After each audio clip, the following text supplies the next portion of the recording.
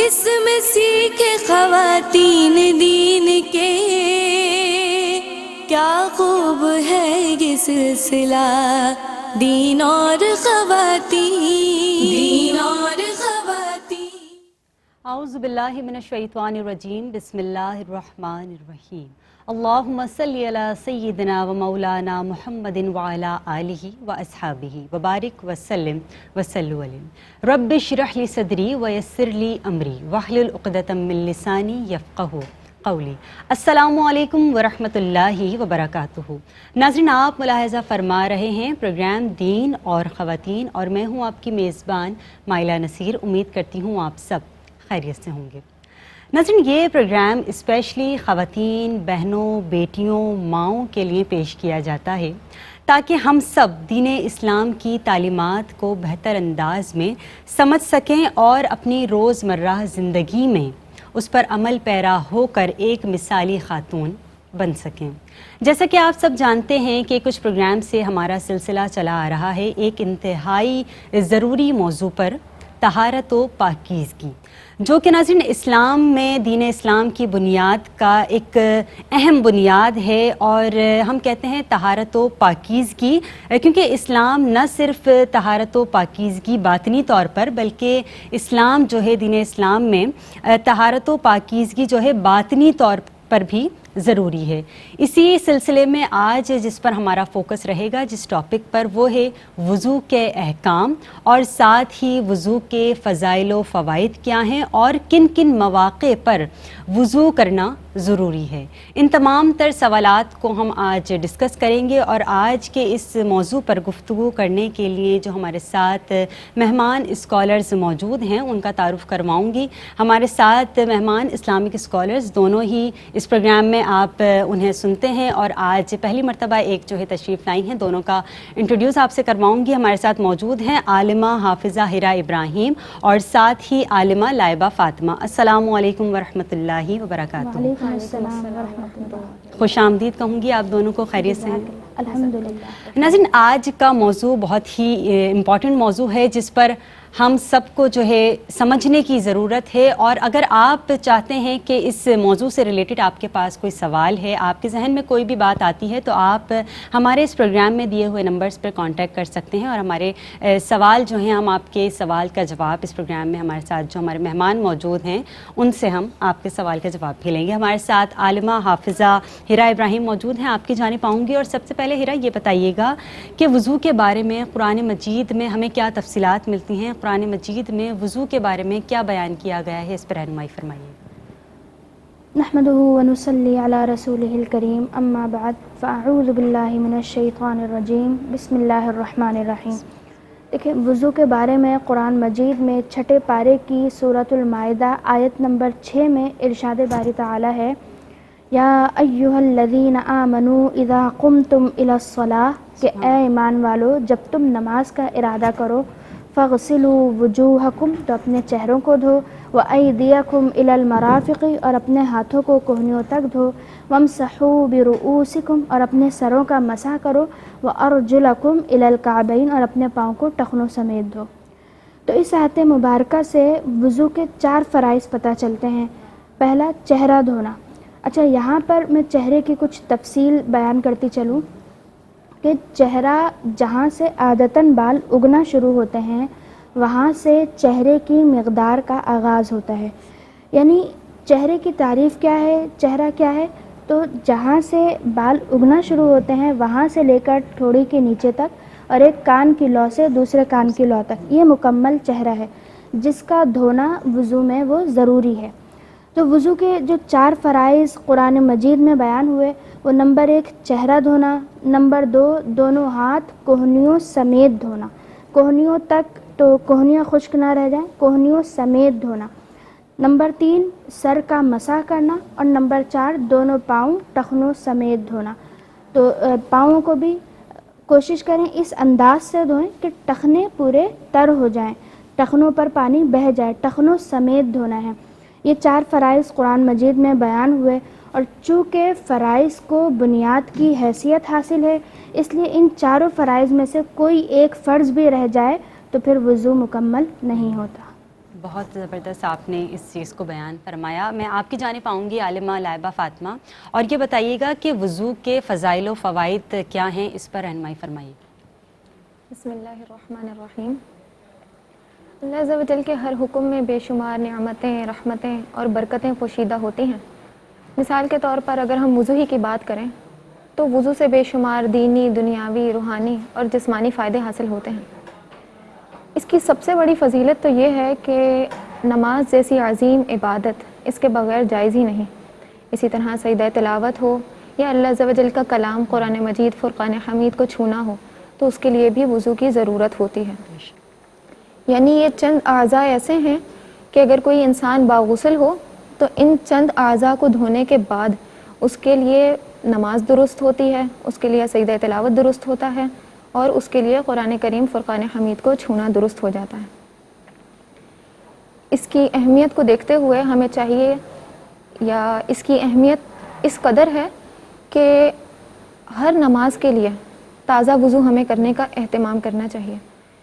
جس کا وضو نہیں ہے وہ تو لازمی سی بات ہے وضو کرے گا, اور جس کا وضو ہے اس وضو سے نماز تو اس کی ہو جائے گی, لیکن اگر پھر بھی وہ تازہ وضو کر لیتا ہے تو یہ بہت اچھی بات ہے.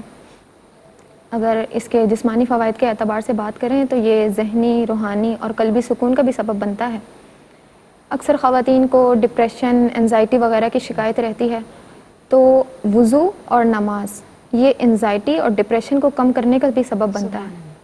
اسی طرح انسان کے ذہن میں کوئی نگیٹیوٹی ہو تو وہ نگیٹیوٹی اس کے لیے بہت ساری برائیوں کا سبب بنتی ہے, جیسے کہ وہ کسی کے بارے میں کینہ رکھے, یا پھر بعض اوقات یہ لڑائی جھگڑے تک بات چلی جاتی ہے. تو جب انسان شریعت کے اصولوں کے مطابق ماشاءاللہ بہت خوبصورت بات انہوں نے کی ہے کہ اگر انسان ڈپریشن میں ہے یا کوئی نیگیٹیوٹی آپ کے دماغ میں آ جاتی ہے تو آپ وضو کر سکتے ہیں, اور جو ہے پھر اسی طریقے سے جو ہے آپ اپنے آپ کو پاکیزہ بھی رکھ سکتے ہیں. ناظرین, اس پروگرام کا مستقل حصہ ہمارے بڑے اور بہت ہی معزز شیخ الحدیث محترم مفتی احسن نوید خان نیازی صاحب, جن کی ہم کہتے ہیں کہ جن کی موجودگی ہمارے لیے سعادت کی بات ہے, جو ہمارے لیے ایک مشفق رہنما بھی ہیں اور علم و بصیرت کا روشن مینار بھی ہیں. انہیں سلام عرض کرتے ہیں اور خوش آمدید کہتے ہیں. السلام علیکم ورحمۃ اللہ وبرکاتہ. وعلیکم السلام ورحمۃ اللہ وبرکاتہ. مزاج بخیر مفتی صاحب؟ الحمدللہ رب العالمین. مفتی صاحب, آپ کی جانب آؤں گی اور یہ بتائیے گا کہ آج ہم بات کر رہے ہیں جیسے کہ وضو پر, وضو کے احکام پر. تو وضو کے جو فضائل و فوائد ہیں اور قرآن مجید میں اس پر ہمیں کیا بتایا گیا ہے, قرآن مجید اس کی کیا تفصیلات بیان کرتا ہے, اس پر رہنمائی فرمائیے گا. بسم اللہ الرحمن الرحیم. صلی اللہ علیہ حبیب محمد وعلی آلہ وصحبہ وبارک وسلم. وضو کی تو کیا ہی بات ہے, بہت زبردست اور باعث برکت فعل ہے وضو کرنا. عبادت ہے, طہارت, اور اس سے طہارت حاصل ہوتی ہے. ہر قسم کی طہارت کا سبب بنتا ہے وضو, اور یہ ایسی بابرکت چیز ہے کہ اس وضو کو جو بندہ کرتا ہے تو اعضائے وضو پہ جب پانی بہاتا ہے تو حدیث مبارک کے اندر اللہ کے نبی علیہ الصلوۃ والسلام نے ارشاد فرمایا کہ قیامت کے روز میری امت ہے وہ اعضائے وضو کے ذریعے پہچانی جائے گی, یعنی ان کے جو اعضائے وضو ہیں وہ چمک رہے ہوں گے. اور پھر یہ بھی فرمایا کہ جو ان کی چمک بڑھا سکتا ہے تو وہ ان کی چمک بڑھائے. جو ان یطیلا فمن استطاع منکم ان یطیلا غرتہ فلیفعل, جو تم میں سے اس کی چمک بڑھا سکتا ہے وہ اس کی چمک بڑھائے. اور اسی لیے اللہ کے نبی علیہ الصلوۃ والسلام کے جو القاب ہیں ان القاب میں سے یہ ایک لقب بھی ہے کہ سید الغر المحجلین. جب آپ پہ دروشی پڑھا جاتا ہے مختلف سیغوں کے ساتھ تو ان میں یہ بھی کہا جاتا ہے کہ اے اللہ درود و سلام نازل فرما اس ہستی پر کہ جو ان لوگوں کی سردار ہے کہ جن کے اعضائے وضو چمکتے ہوں گے. ماشاء اللہ, سبحان اللہ. ناظرین, اسی موقع پر ایک بریک شامل کرتے ہیں. ہمارے ساتھ رہیے, دیکھتے رہیے پروگرام دین اور خواتین, اور اپنے لبوں کو درود پاک سے تر رکھیے. بسم اللہ الرحمن الرحیم. ایک مرتبہ پھر خوش آمدید کہیں گے پروگرام دین اور خواتین میں. اور آج جس موضوع پر ہم گفتگو فرما رہے ہیں وہ ہے وضو کی اہمیت, فضائل و فوائد, اور وضو کے بارے میں کہ قرآن مجید میں اس میں کیا ارشاد ہے. مفتی صاحب, آپ کی جانب آؤں گی اور یہ بتائیے گا کہ آپ بریک پر جانے سے پہلے قرآن مجید میں وضو کے بارے میں کیا بیان کیا گیا ہے, اس پر بتا رہے تھے. میں گزارش کر رہا تھا کہ ادائے وضو جو ہے وہ بروز قیامت امت محمدیہ کے چمکتے ہوں گے، اور اللہ کے نبی علیہ الصلوۃ والسلام پر جب درود شریف پڑھا جاتا ہے اور اس کے لیے جو سیغے استعمال ہوتے ہیں، بالخصوص بڑی عظیم کتاب ہے دلائل الخیرات، اس میں مختلف سیغے نقل کیے گئے ہیں درود شریف کے، تو اس میں یہ بھی ہے کہ جب اللہ کے نبی پر درود بھیجتے ہیں تو کہتے ہیں اللہم صلی علی سیدنا محمد سید الغر المحجلین، ان لوگوں کے سردار کے جن کے اعضائے وضو چمکتے ہوں گے، چمکدار روشن اعضاء والے لوگوں کے سردار۔ تو یہ وضو کی برکت ہے، اور وضو کی برکت جو ہے کہ وضو کی بنا پر اللہ کے نبی علیہ الصلوۃ والسلام نے یہ بیان فرمایا ہے کہ جو بندہ وضو کرتا ہے تو وضو کے ذریعے اس کے گناہ جھڑ جاتے ہیں۔ صحیح مسلم کی حدیث ہے جس میں اللہ کے رسول علیہ الصلوۃ والسلام نے وضو کا ذکر فرمایا، پھر وضو کا طریقہ بتایا اختصار کے ساتھ کہ جو وضو کرتا ہے اچھے انداز پہ وضو کرتا ہے، کلی کرتا ہے، ناک میں پانی ڈالتا ہے، ناک صاف کرتا ہے، چہرہ دھوتا ہے تو اس کے چہرے کے گناہ، نتنوں کے گناہ، منہ کے گناہ جھڑ جاتے ہیں۔ پھر فرمایا ہاتھوں کو جب دھوتا ہے کونیوں سمیت تو اس کے ہاتھوں کے گناہ جھڑ جاتے ہیں۔ پھر جب سر کا مسح کرتا ہے بالوں کا تو سر کے گناہ جھڑ جاتے ہیں۔ پھر جب پاؤں دھوتا ہے ٹخنوں سمیت تو پاؤں کے گناہ جھڑ جاتے ہیں۔ اور پھر فرمایا اگر وہ اچھے انداز میں اس کے بعد کھڑے ہو کے اگر نماز پڑھتا ہے اور جس نماز میں جیسا خشوع و خضوع ہونا چاہیے، اللہ کی طرف بھرپور توجہ اگر وہ اس میں ملحوظ رکھتا ہے، خشوع و خضوع کے ساتھ پڑھتا ہے، تو نماز سے فارغ ہونے کے بعد وہ ایسا پاک صاف ہو جاتا ہے جیسا اسے آج اس کی ماں نے جنا ہو۔ اور یہ صحیح حدیث ہے، صحیح مسلم کی حدیث ہے۔ تو اللہ کے نبی علیہ الصلوۃ والسلام نے اس کی یہ فضیلت ارشاد فرمائی ہے۔ پھر اللہ کے محبوب علیہ الصلوۃ والسلام سے حدیث منقول ہے، جامع ترمذی کے اندر روایت ہے کہ آپ علیہ الصلوۃ والسلام نے ارشاد فرمایا کہ جب کوئی بندہ وضو کرے، اچھی طرح وضو کرے، اور اچھی طرح وضو کرنے کے بعد اشہد ان لا الہ الا اللہ وان محمدن عبد اللہ ورسولہ یہ کلمات کہہ لے تو فتحت لہ ابواب الجنت الثمانیہ، اس کے لیے جنت کے 8 دروازے کھول دیے جاتے ہیں۔ من ایہما دخل، ان میں جس دروازے سے چاہے داخل ہو جائے۔ تو یہ وضو کرنے کی برکت ہے۔ اسی وضو کے لیے یہ ارشاد فرمایا کہ بندہ رات کو اگر وضو کرے اور وضو کر کے ذکر اللہ میں مشغول ہو جائے، اللہ کا ذکر کرتا رہے یہاں تک کہ اسے نیند آ جائے، تو فرمایا وہ رات کی جس گھڑی میں بھی اللہ سے سوال کرے گا، دنیا و آخرت کی جس خیر کا سوال کرے گا اللہ تعالیٰ اسے عطا فرمائے گا۔ تو پتہ چلا جو یہ وضو کرتا ہے، وضو کرنے والا اللہ کا مقرب بن جاتا ہے، وضو کرنے والا اللہ کا محبوب بن جاتا ہے، اس وضو سے گناہوں کی بخشش حاصل ہوتی ہے۔ اس وضو کی بنا پر جنت میں داخلے کی بشارت ہے کہ اس طرح جنت میں داخلہ ہے کہ اگر اچھے انداز میں وضو کیا اور اس کے بعد کلمات کہے، کلمہ تشہد کہہ دیا، تو جنت کے 8 دروازے میں سے جس دروازے سے چاہے داخل ہو یہ بشارت دے دی گئی۔ پھر دنیا آخرت کی جو خیر مانگتا ہے اللہ سے، یعنی دعاؤں کی قبولیت کا سبب ہے یہ وضو۔ تو اس وضو کی اتنی برکات ہیں، تو اس لیے اس وضو کا اہتمام کرنا چاہیے۔ سبحان اللہ، ماشاء اللہ، یقیناً دعاؤں کی قبولیت کا سبب ہے وضو۔ ہمارے ساتھ ایک کالر ہے، انہیں شامل کرتے ہیں۔ السلام علیکم۔ جی وعلیکم السلام۔ جی میرا نماز سے ریلیٹڈ کویسچن ہے۔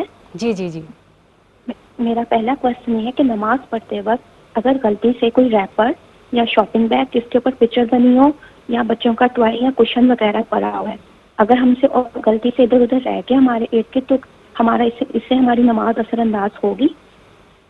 اچھا ہیلو جی جی جی جی صحیح۔ دوسرا کویسچن ہے میرے 3 کویسچنس ہیں۔ دوسرا کویسچن نماز سے ریلیٹڈ یہ ہے کہ اگر فرض کی تیسری رکعت میں غلطی سے سورت پڑھ لی ہے تو کیا چوتھی میں بھی پڑھنا لازمی ہوگی؟ ٹھیک ہے جی۔ دوسرا اور اگلا کویسچن ہے، ایک لاسٹ کویسچن، کہ اگر نماز کے دوران مطلب ایک لفظ غلط آپ کے منہ میں غلطی سے رہ گیا، جیسے اگر قل ہو اللہ پڑھنے لگی تھی، منہ میں لگا کے غلط ہو گیا اور دوبارہ میں نے اس کو ٹھیک کر کے دہرا لیا، تو اس سے نماز پہ کوئی اثر ہوتا ہے؟ اچھا جی، شکریہ۔ آپ کے سوالوں کا جواب مفتی صاحب سے ہم لیں گے جی۔ اور ساتھ ہی جو ہے عالمہ میں آپ کی جانب آؤں گی، عالمہ ہیرا ابراہیم، یہ بتائیے گا کہ کن کن مواقع پر جو ہے وہ وضو کرنا ضروری ہے، اس پر بیان فرمائیے۔ دیکھیں 4 مقامات ایسے ہیں کہ جن پر وضو کرنا وہ لازم و ضروری ہے۔ نماز، ہر قسم کے سجدے کی ادائیگی، قرآن مجید کو بلا حائل چھونے اور بیت اللہ کے طواف کے لیے وضو کرنا یہ لازم و ضروری ہے۔ نماز کے لیے وضو کرنے کا واضح حکم اللہ تبارک و تعالی نے قرآن پاک میں ارشاد فرمایا، یا ایھا الذین آمنوا اذا قمتم الی الصلاۃ، کہ اے ایمان والو جب تم نماز کا ارادہ کرو، فاغسلوا وجوہکم وایدیکم الی المرافق وامسحوا برؤوسکم وارجلکم الی الکعبین۔ تو یہی وضو کے 4 فرائض جو میں نے ابھی بیان کیے، وہ بیان کیے کہ جب بھی نماز کا ارادہ کرو تو پھر اس طریقے سے وضو کی ادائیگی کرو۔ اسی طرح ہر قسم کے سجدے کی ادائیگی، خواہ وہ سجدہ تلاوت ہو یا سجدہ شکر، اس کے لیے بھی وضو کرنا وہ لازم ہے۔ اور یوں ہی قرآن پاک کو بلا حائل چھونے کے لیے بھی، بغیر کسی رکاوٹ ڈائریکٹ چھونے کے لیے بھی وضو کرنا وہ لازم و ضروری ہے، جیسا کہ اللہ تبارک و تعالی نے قرآن پاک میں ارشاد فرمایا لا یمسہ الا المطہرون، کہ اس کو پاکیزہ لوگوں کے سوا اور کوئی نہ چھوئے۔ تو جس طرح ان 3 جگہ پر وضو کرنا لازم و ضروری ہے، بالکل اسی طرح بیت اللہ کے طواف کے لیے بھی وضو کرنا وہ لازم و ضروری ہے۔ فرق صرف اتنا ہے کہ ان 3 مقامات پر وضو کرنا وہ فرض ہے اور بیت اللہ کے طواف کے لیے وضو کرنا وہ واجب ہے۔ تو یہ 4 مقامات ایسے ہیں کہ جن مواقع پر وضو کرنا وہ لازم و ضروری ہے۔ ان مواقعوں کے ان مقامات کے علاوہ دیگر جتنے مواقع ہیں ان میں وضو کرنا یا تو سنت ہے یا مستحب، جیسے کہ مزارات کی زیارت وغیرہ کو جائیں، رسول دو عالم صلی اللہ علیہ وسلم کے روضہ انور کی زیارت کو جائیں تو اس موقع پر وضو کرنا وہ سنت ہے، اور رات کو سونے کے لیے یا دینی کتب کو چھونے اور ان کو پڑھنے کے لیے وضو کرنا یہ مستحب ہے۔ ماشاء اللہ۔ میں آپ کی جانب آؤں گی عالمہ لائبہ فاطمہ، یہ بتائیے گا کہ وضو کے دوران جو پڑھی جانے والی مسنون دعائیں ہیں تو ان پر بتائیے گا کون کون سی دعائیں ہیں جو وضو کے دوران پڑھی جا سکتی ہیں؟ السلام علیکم ورحمۃ اللہ وبرکاتہ۔ جس طرح ابھی میں نے پہلے وضو کی فضیلت کے اعتبار سے بات کی، تو اگر ہم اس کی دعاؤں کے اعتبار سے بات کریں تو وضو کے ابتدا میں بسم اللہ والحمد للہ دعا پڑھی جاتی ہے۔ اسی طرح اس کے اختتام میں اللہم اجعلنی من التوابین واجعلنی من المتطہرین۔ لیکن اس کے علاوہ ہر اس کو دھونے کی بھی الگ الگ دعائیں بیان کی گئی ہیں، جیسا کہ چہرہ دھونے کی یہ دعا بیان فرمائی اللہم بیض وجہی یوم تبیض وجوہ وتسود وجوہ۔ اے اللہ میرا چہرہ اس دن روشن رکھنا جس دن بعض چہرے روشن اور بعض سیاہ ہوں گے۔ اسی طرح دایاں بازو دھونے کی دعا ارشاد فرمائی اللہم اعطنی کتابی بیمینی وحاسبنی حسابا یسیرا۔ اے اللہ میرا نامہ اعمال دائیں ہاتھ میں دینا اور میرا حساب آسان فرما۔ اسی طرح بائیں بازو دھونے کی دعا ارشاد فرمائی اللہم اعطنی کتابی بشمالی ولا من وراء ظہری۔ اے اللہ میرا نامہ اعمال میرے پیٹھ کے پیچھے سے بائیں ہاتھ میں نہ دینا۔ اور اسی طرح ہر اس کو دھونے کی جو دعائیں ہیں وہ کتابوں میں بآسانی مل جاتی ہیں، تو اگر تو کسی کو یہ دعائیں یاد ہوں تو وہ ان دعاؤں کو پڑھ لے، لیکن اگر کسی کو یہ دعائیں یاد نہیں ہیں تو بھی وضو پہ اس کا کوئی اثر نہیں ہوگا، وضو تو پھر بھی ہو جاتا ہے۔ جن کو یاد ہوں وہ اس بات کا خیال رکھیں کہ وہ اٹیچ بات میں وضو نہ کر رہے ہوں، کیونکہ اگر اٹیچ بات میں کر رہے ہوں گے تو پھر الفاظ دعا نہیں پڑھے جائیں گے۔ بہت خوبصورت انداز میں جو ہے عالمہ لائبہ فاطمہ نے ہمیں بتایا۔ مفتی صاحب آپ کی جانب آؤں گی اور یہ بتائیے گا کہ کن کن مواقع پر جو ہے وضو کرنا ضروری ہے، اور ساتھ ہی جو ہے یہ بھی بتائیے گا کہ مسنون دعائیں جو ہیں وہ کون کون سی ہیں جو وضو کے دوران پڑھی جا سکتی ہیں؟ دیکھیں پہلے سوال پر تو تفصیلی گفتگو ہو گئی، بس میں ایک وضاحت تھوڑی سی کر دوں کہ مزارات پہ زیارت کی بات آئی تو ایک کہیں کسی کو یہ کنفیوژن نہ ہو کہ مزارات پہ جو ہے وہ عورتوں کی کو بھی حاضری دینی چاہیے، زیارت کرنی چاہیے۔ ہم مزارات پہ عورتوں کے جانے کے قائل نہیں ہیں، ہمارے نزدیک یہ درست نہیں ہے کہ مزارات پر عورتیں جائیں۔ ہاں حضور جان عالم صلی اللہ تعالی علیہ وآلہ وسلم کے جو روضہ اقدس کی زیارت ہے اس کے لیے خواتین جائیں گی، جیسا کہ جاتی ہیں، وہ بہرحال سعادت ہے اور اس کی اجازت ہے، اور وہ خواتین کو بھی زیارت کے لیے جانا چاہیے جس طرح مرد حضرات جاتے ہیں، لیکن وہ جو ان کا پورشن ہے اپنا، جس پورشن کے اندر وہ ان کے لیے باقاعدہ مقرر کیا گیا ہے، وہ اس کے اندر حاضری دیتی ہیں، صلاۃ و سلام پڑھتی ہیں اور عبادت وغیرہ کرتی ہیں، اس کی ان کو بالکل اجازت ہے اور کرنی چاہیے۔ باقی دیگر جو مزارات ہیں حضور سید عالم صلی اللہ علیہ وسلم کے سوا بقیہ بزرگان دین کے جو مزارات ہیں اس پر ہم خواتین کے جانے کے قائل نہیں ہیں۔ ویسے اس مسئلے میں بھی اختلاف ہے، دونوں طرح کی آراء پائی جاتی ہیں، لیکن ہمارا موقف یہ ہے کہ اس میں نہیں جانا چاہیے خواتین کو۔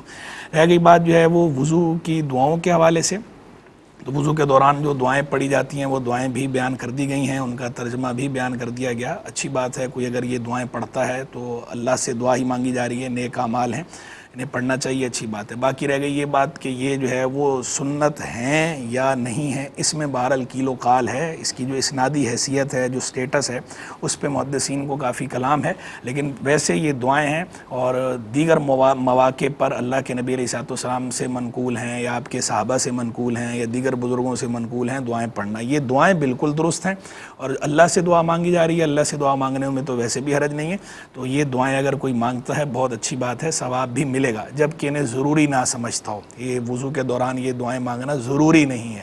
بعض لوگ جو یہ سمجھتے ہیں نا کہ اپنی کم علمی کی بنا پر کہ شاید یہ دعائیں ضروری ہیں اور اگر دعا نہیں پڑھیں گے یا دعا نہیں آتی ہوگی تو وضو نہیں ہوگا یا جو اس میں کوئی کراہت آ جائے گی، تو ایسا نہیں ہے، اگر کوئی یہ دعا نہیں پڑھتا تو اس میں کوئی کراہت بھی نہیں آتی اور وضو بھی بلا کراہت ہو جاتا ہے۔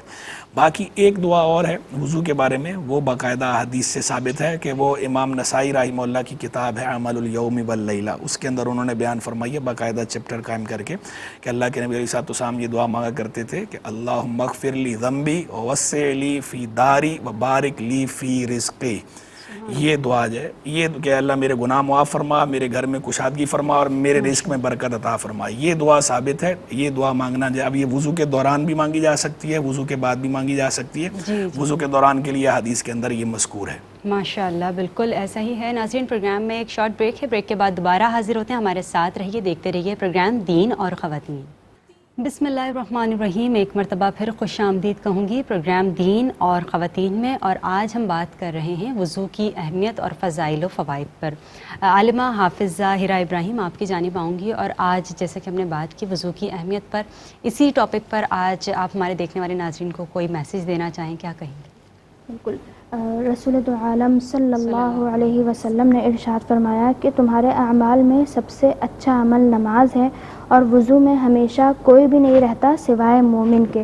تو میرا یہی پیغام ہے کہ کوشش کریں کہ ہمیشہ باوضو رہیں، کہ اس کی بڑی برکتیں ہیں، بڑی فضیلتیں ہیں، اور وضو میں نیت اور خشوع و خضوع کے ساتھ باقاعدہ اس کا اہتمام کریں، لیکن پانی کا ضیاع نہ کریں، اور دعا کے ذریعے عبادت میں روحانیت لائیں کہ اس کے ذریعے نہ صرف جسمانی بلکہ روحانی پاکیزگی کا بھی فائدہ حاصل ہوتا ہے۔ بالکل، سبحان اللہ، بہت اچھا میسیج آپ نے دیا۔ مفتی صاحب، میں آپ کی جانب آؤں گی اور یہ بتائیے گا کہ وضو پر آج ہم نے بات کی ہے، تو اس پر آپ ہمارے دیکھنے والے ناظرین کو کوئی میسیج دینا چاہیں؟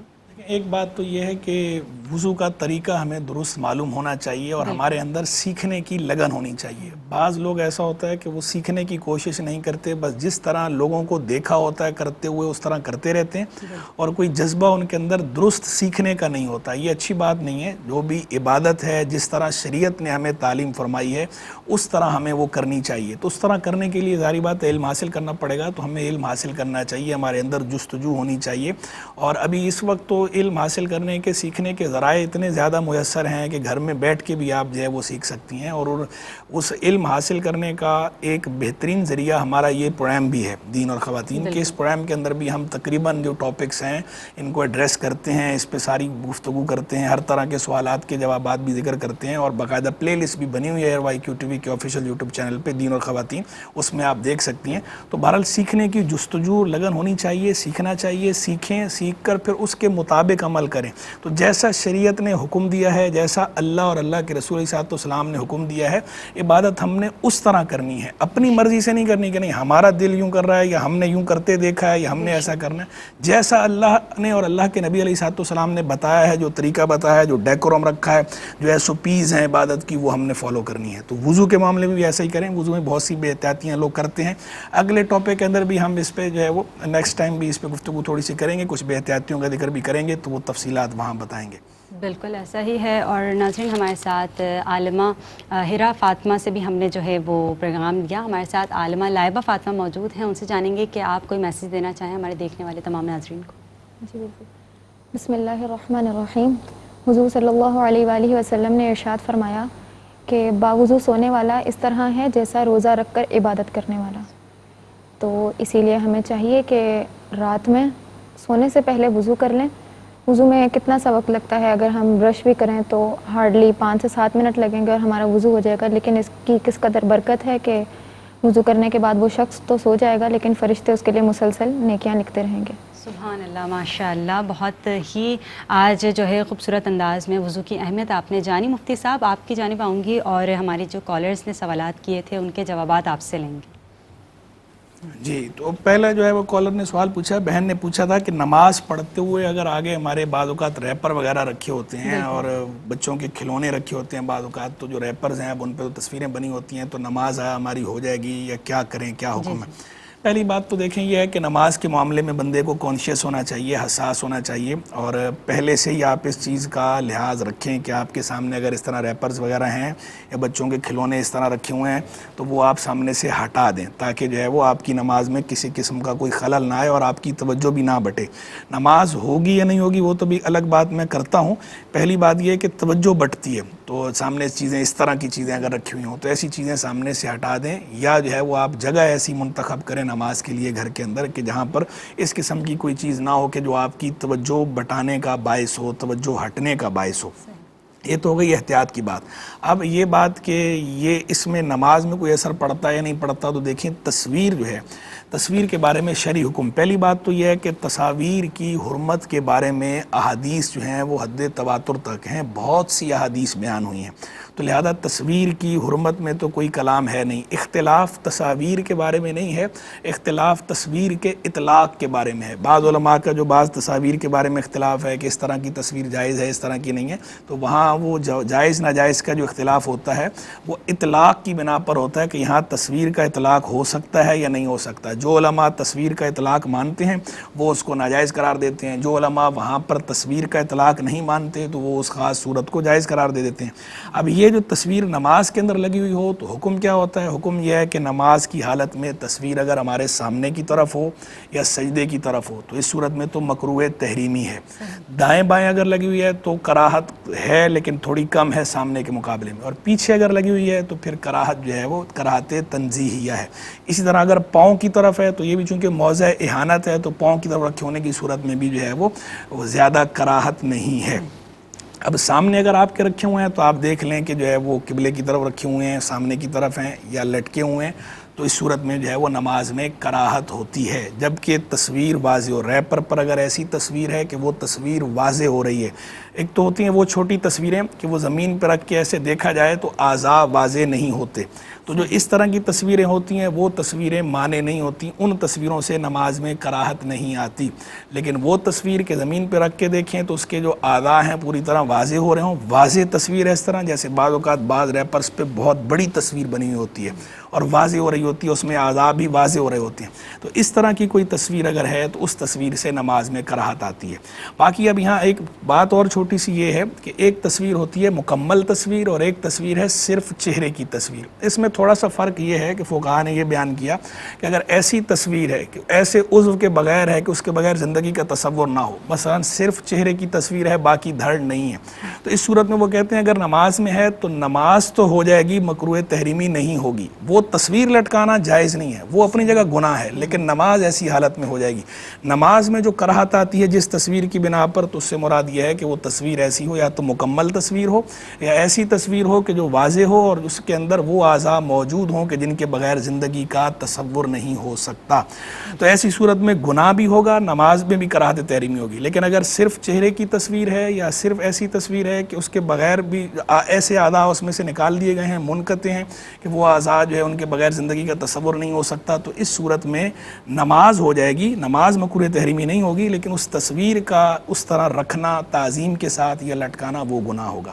تو بچوں کے کھلونے وغیرہ جو ہوتے ہیں عام طور پر اس میں چونکہ تعظیم کا پہلو نہیں ہوتا، وہ ایسے ہی پڑے ہوئے ہوتے ہیں، تو وہ ان کا رکھا ہوا ہونا تو اپنی جگہ پر، لیکن نماز میں وہ سامنے نہیں ہونے چاہیے، نماز میں سامنے سے آپ ہٹا دیں کہ نماز میں کراہت آتی ہے۔ پھر جو ہے وہ ایک بہن نے یہ سوال پوچھا، اور چونکہ یہ جو تصویروں کی حرمت کی جو روایات ہیں اور اس میں جو اختلاف ہے علماء کا، اس میں سب کا اتفاق ہے کہ جو دستی تصویر ہے یعنی ہاتھ کی بنی ہوئی تصویر جیسے مجسمہ وغیرہ اسٹیچو، اس اور یا جو مصوری کی جاتی ہے پینٹنگ، اس کے حرام ہونے پر سب کا اتفاق ہے۔ اختلاف جو ہے وہ عکسی تصویر میں ہے کہ جو عکسی تصویر ہے ڈیجیٹل تصویر جو ہے یہ تصویر کے حکم میں ہے یا نہیں.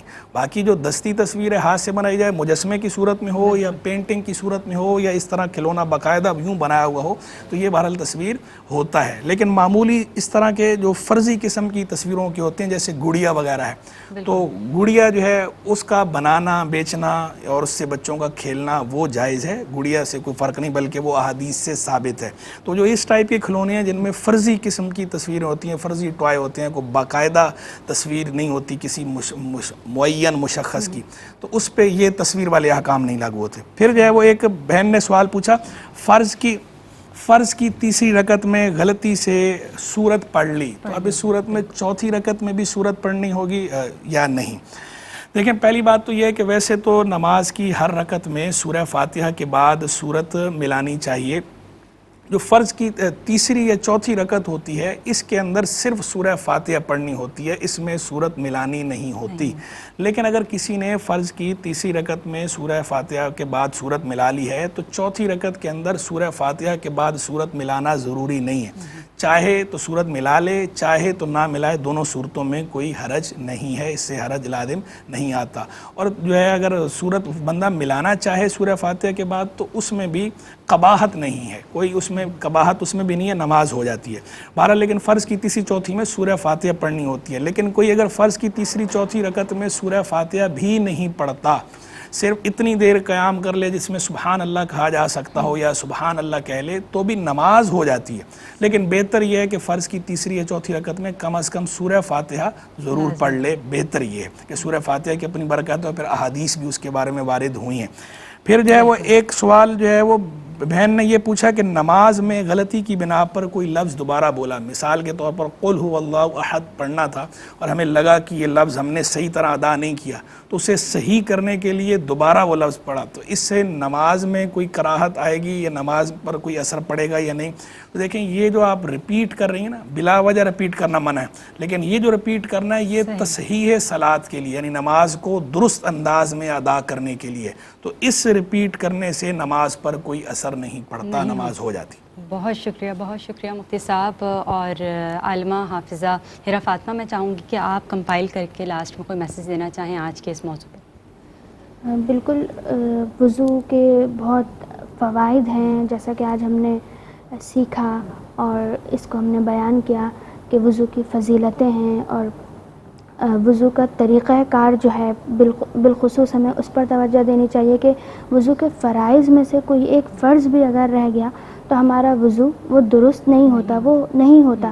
مثال کے طور پر ہم نے ہاتھ دھوئے لیکن ہم کوہنیاں ہماری خشک رہ گئیں تو چونکہ وضو میں پورا ہاتھ کوہنیوں سمیت دھونا ہے تو جو حصہ ہمیں دھونا ہے جو حصہ وضو کے فرائض میں شامل ہے تو اس حصے کے اس عضو کے ہر حصے پر ہر بال پر پانی کا پہنچانا وہ فرض ہے. ماشاءاللہ بہت شکریہ آپ دونوں کا آج وقت نکالنے کے لیے ہمارے پروگرام کے لیے اور ساتھ ہی مفتی صاحب آپ کی آمد کا بھی بہت شکریہ کہ آپ نے اپنا قیمتی وقت ہمارے پروگرام میں دیا. ناظرین یہی دعا کرتے ہیں اللہ تعالیٰ سے کہ اللہ تعالیٰ ہمیں ہمیشہ باوضو رہنے کی توفیق عطا فرمائے اور ایک پاکیزہ زندگی گزارنے کی توفیق عطا فرمائے. آج کے پروگرام سے اپنی میزبان مائلہ نصیر کو اجازت دیجیے. میری جانب سے فی امان اللہ. بہرے نصاب دیکھیے آقا کے فرامی اوج کمال پر ہے وہ تابندہ مضامی احکام اس میں سیکھے خواتین دین کے کیا خوب ہے یہ سلسلہ دین اور خواتین